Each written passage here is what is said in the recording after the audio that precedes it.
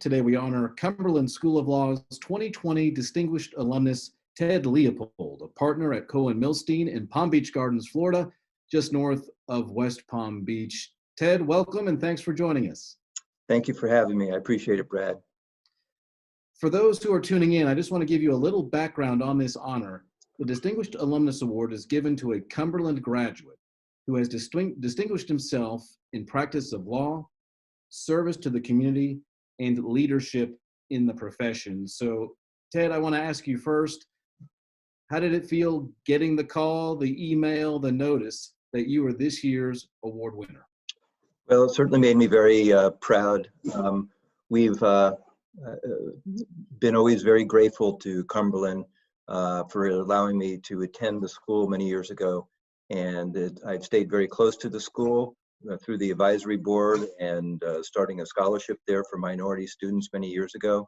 And it gave me a great foundation, it gave me a great background, and it gave me the opportunity to hopefully do good by the law. So always very grateful, and very humbling to be advised that I had won this award. I want to start with your choice to become a lawyer. From what I understand, you began your career path as a teacher. Why the change? Well, I started off teaching, and believe it or not, coaching high school football. I had played, now I've realized, too many years, but wanted to get into coaching and teaching, which was a great experience to have the opportunity to teach kids both in the classroom and in the athletic field.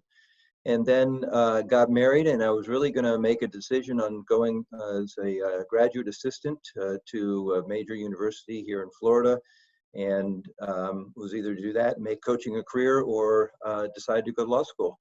And at the end of the day, law school won out, and again, we've been married a year. My wife put me through school, and we've never looked back since. And you're from Miami. You went to the University of Miami. I'm a South Florida guy, came to Sanford. What brought you to Sanford? How did you find it, specifically Cumberland?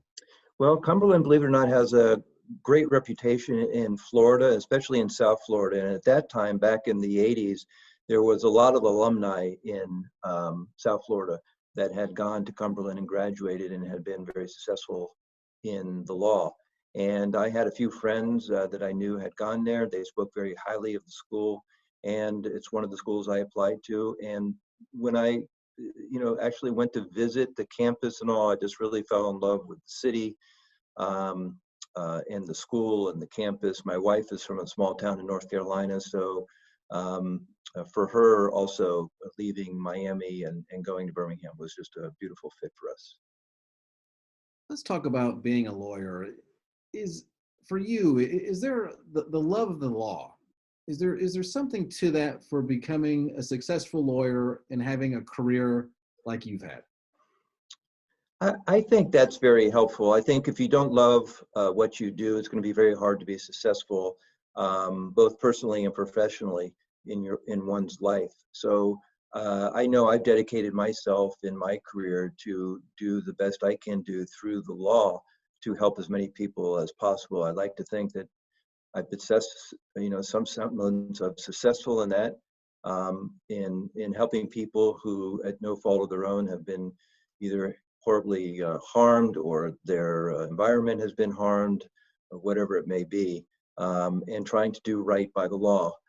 I think, we can change a lot of our environment and our social well-being through the law by changing case law, by bringing issues that are very interesting and important to the forefront to help make social changes.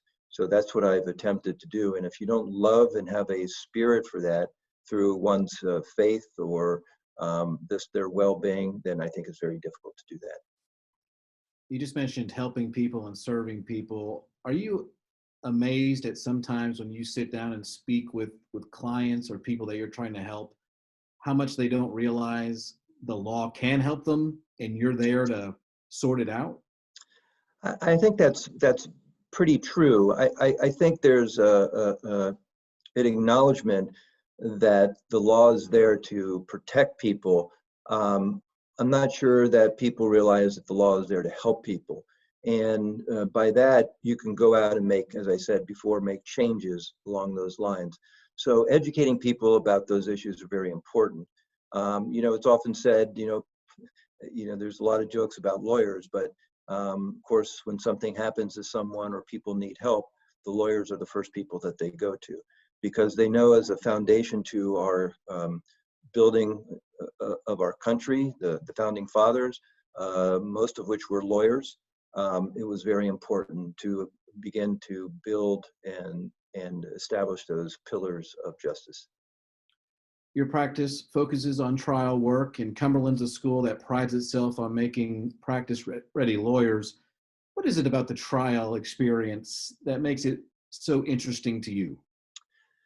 Well, that's a good question, and it's a question I'm often asked. And I don't know if it's clearly not for everybody's makeup. There's people that sit behind the desk all day long, whether it's doing wills, trusts, estates, probate issues, commercial type of matters. But for me, litigation is really, in a way, the next stepping stone to what I grew up with, which was I was very athletic growing up. Sports competitiveness was always something that was important to me. And in litigation, it's very similar in a lot of ways. It's you against, at least in the type of work I do, it's usually the individual against the Goliath, large corporations, who we believe in some semblance has done something wrong, something negligent, if you will. And it's the opportunity to be competitive and use that competitive edge to get in the courtroom, to help litigate, to bring justice to the forefront.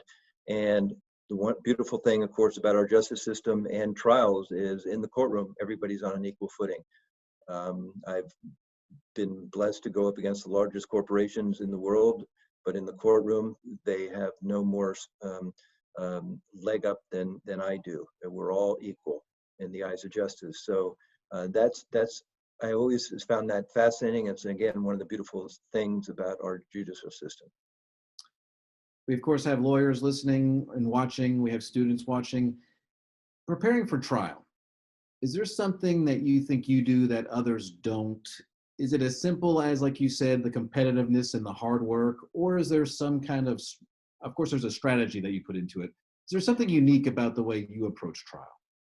I'm not sure there's anything unique per se.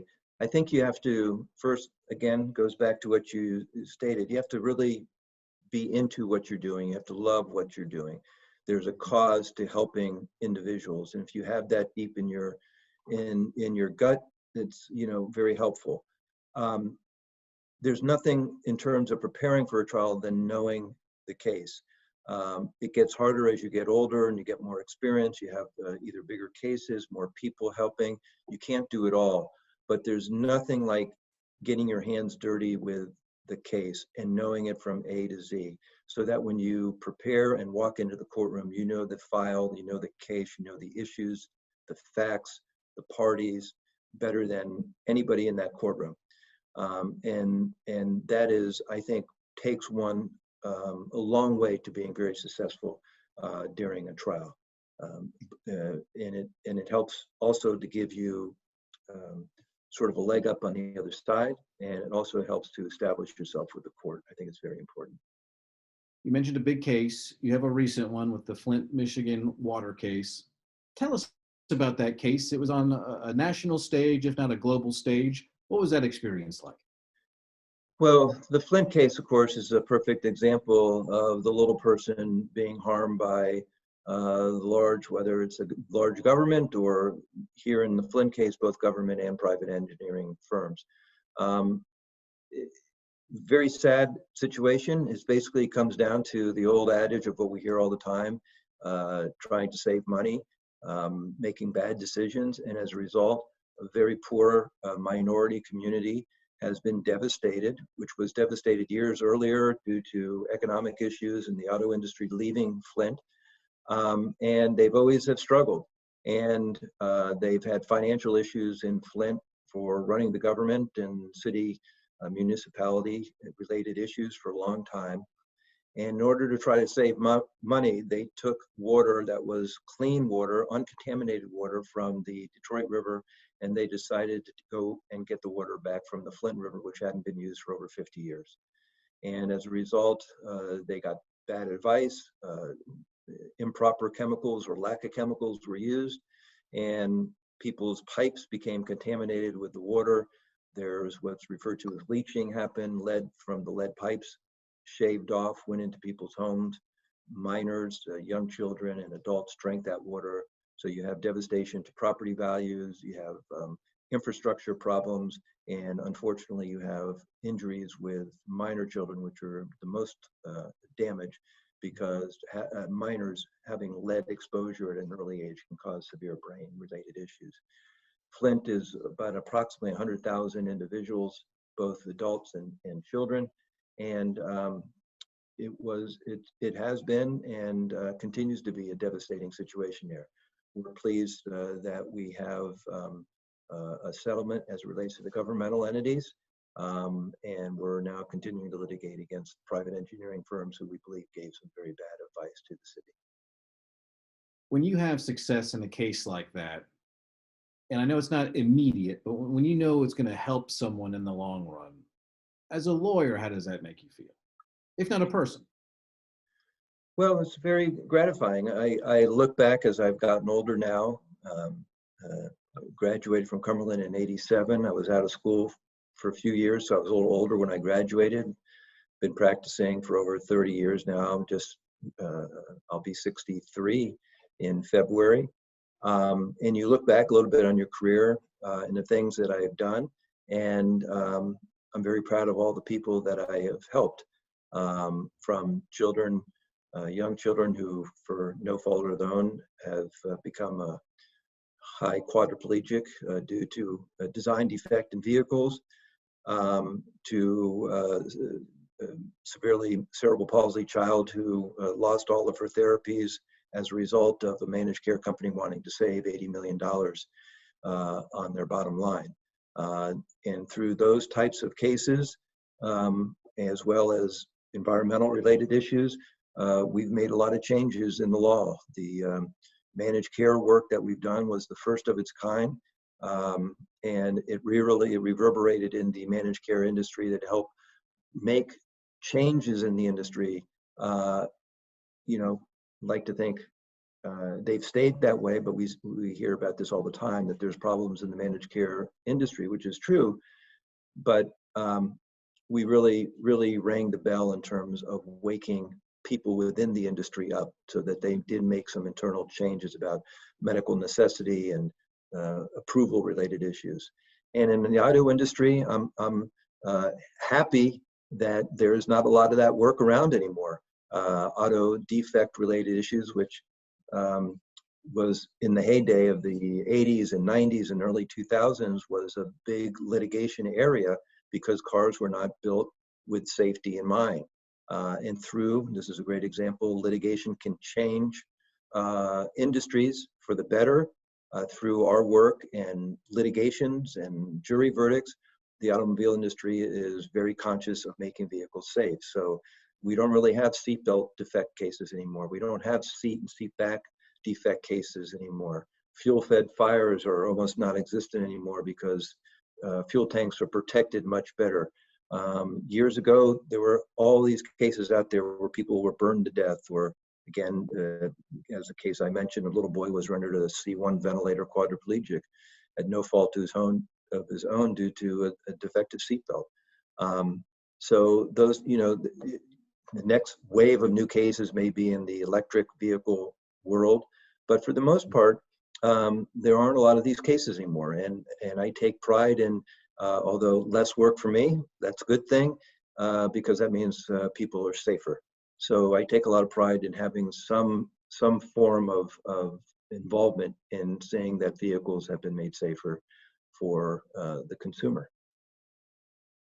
Having gone through those amazing cases and big case after big case, how have you changed over the years from that day you graduated in '87 to here in 2020 as a lawyer? Yeah, that's a good question. When I'm sure, and if there's students, law students watching this, you can appreciate, when you graduate law school, um, you know very little in terms of the actual practice of law. And we're all sort of newbies and puppies as we start. And as you mature, you get experience, and that experience sort of is like a snowball effect. And you gradually take on more and more cases. You get more and more experience. You start with small things, then you take depositions of fact witnesses, then you start getting into expert depositions, and before you know it, you're running cases on your own, hopefully getting success in those cases. And before you know it, you have generated a reputation, hopefully good reputation, and things happen from there. So it's sort of a climb up a very steep, oftentimes hard mountain to get to the top. And what keeps me going is there's always a higher mountain to climb. I always still want to get to the top. I always want to get better. Nobody's perfect. If anybody says they've never lost a trial, they either never tried a case or they're not being upfront with you. You learn through your mistakes. I've tried a lot of great trials. I've tried a lot of bad trials that I should have won, but for mistakes that I have made in the courtroom. But that's how you learn, and that's how you get better. And I strive every day to get better. Every time I still take a deposition, I strive to get better. It's never perfect, but we do as best we can. And hard work and dedication is very important. So, I'm very, I'm very proud of where I started versus where I am today. It wasn't easy.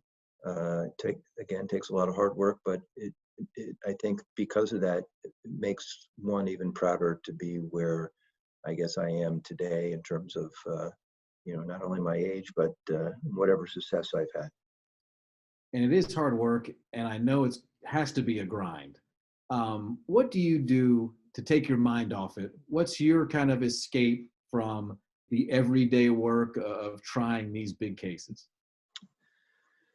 Well, that's another good question, because that's something that I struggle with, especially as I get older.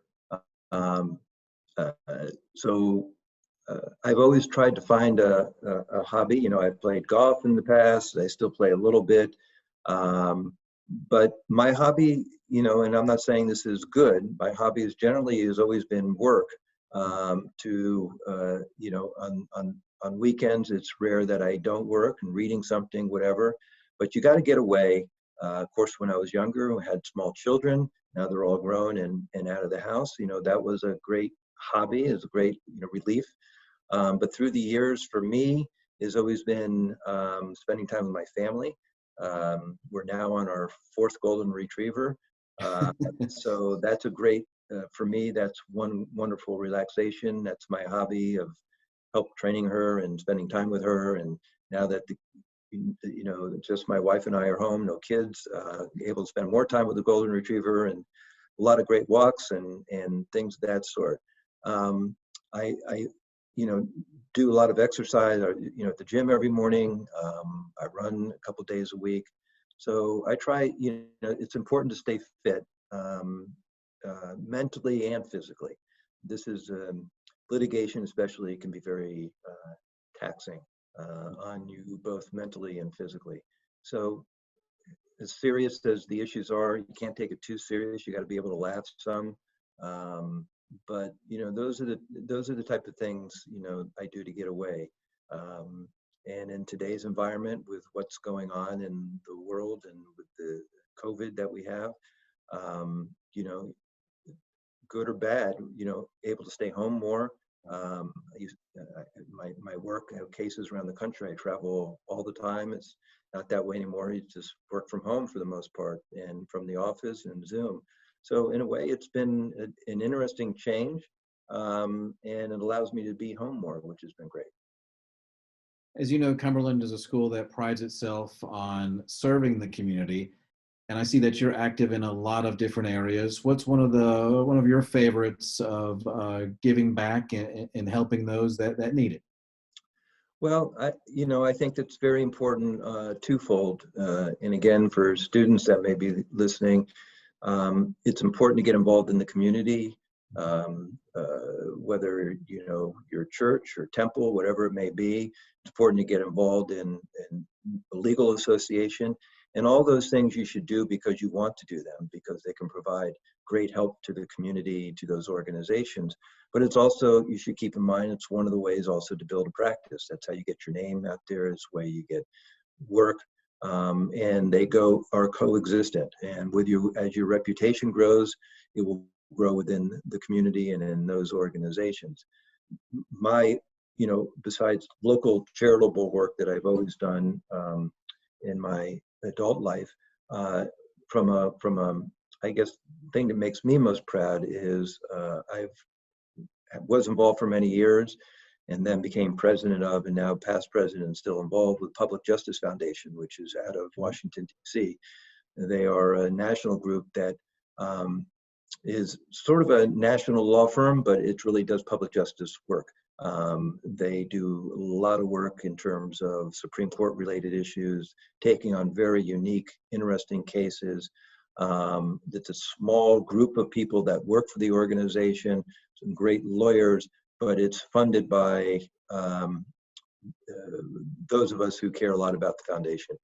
And they do some really fascinating, interesting work, from arbitration issues to clean water issues to environmental related issues. So they do wonderful work, and would advise anybody who's interested in public justice related issues to look them up. You'll find it fascinating. As we wrap up here, Ted, for the lawyers watching, or even the students, what's that thing that a lawyer should never lose sight of? Lawyers should never lose sight of remaining ethical, professional. It can be very daunting sometimes, especially you would like to think that everybody in the profession acts well, acts ethically, and you know, sometimes that's not the case. But you can't ever let those types of issues get hold of what you're doing. You know, at the end of the day, as it's often said, you have your name and reputation. That's the most important.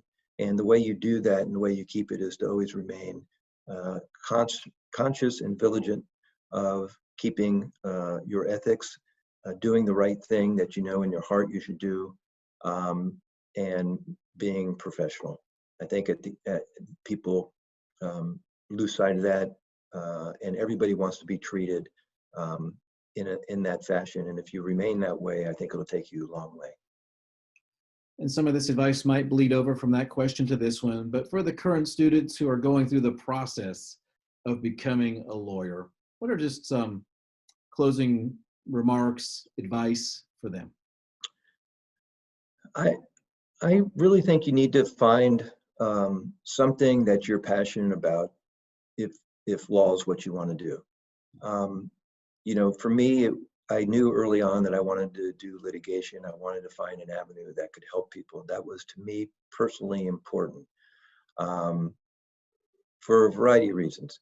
And if you end up doing something for, and I know it sounds cliche, but if you end up doing it just for the money, you're not going to be happy. You got to find a law firm or a public advocacy group, or a large law firm, if that's what you're interested in, that is going to make you happy. They all come with good things. They all come with ups and downs. There's no perfect law firm. There's no perfect work.